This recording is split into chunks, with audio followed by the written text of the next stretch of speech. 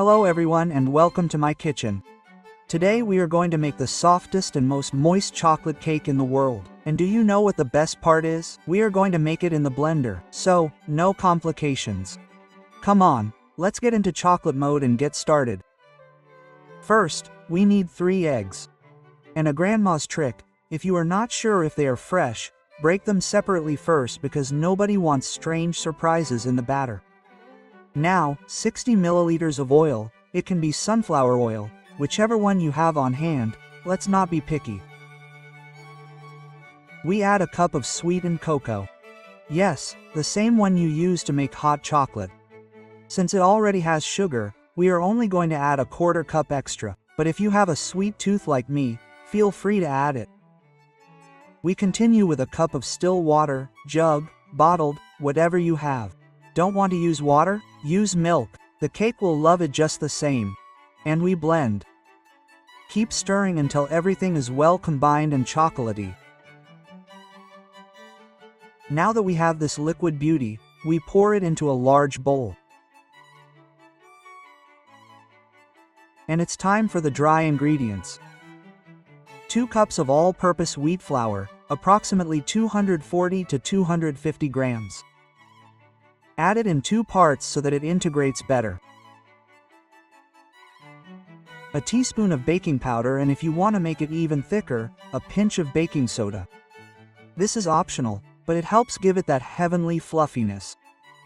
We are going to mix with a whisk or a spatula, whichever you have on hand. Do it with love and folding movements. No beating like crazy, otherwise goodbye to tenderness. And while you mix, remember, the oven should already be preheated to 200 degrees Celsius. When we put our cake in, we lower the temperature to 180 degrees Celsius and bake for 35 to 40 minutes.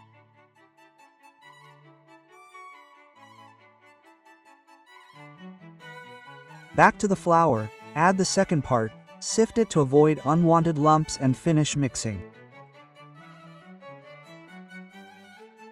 My 30 by 20 centimeters rectangular mold is ready, greased and coated. Pour the mixture in with a spatula and put it in the oven. Repeat at 180 degrees Celsius for about 35 to 40 minutes and that's it. Your kitchen is going to smell heavenly.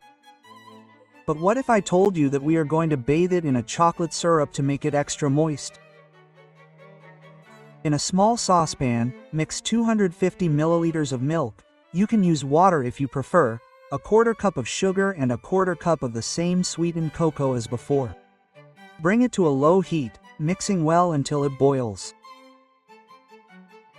When it starts to bubble, leave it for about 3 minutes maximum. Don't let it thicken too much. We want it to penetrate the cake like a grandmother's caress. That's it, we turn it off, and here we have the freshly baked sponge cake, still warm. Very carefully, we make cuts with a knife. It doesn't have to be perfect, don't worry.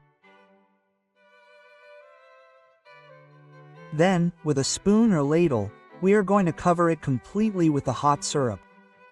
Important, the sponge cake and the syrup must be warm so that they fuse into a single sole. Make some extra holes with a knife or a stick so that the syrup gets in well everywhere and then let it rest in the fridge all night. Of course, if you can't wait like me, let it cool at room temperature and go for it without fear.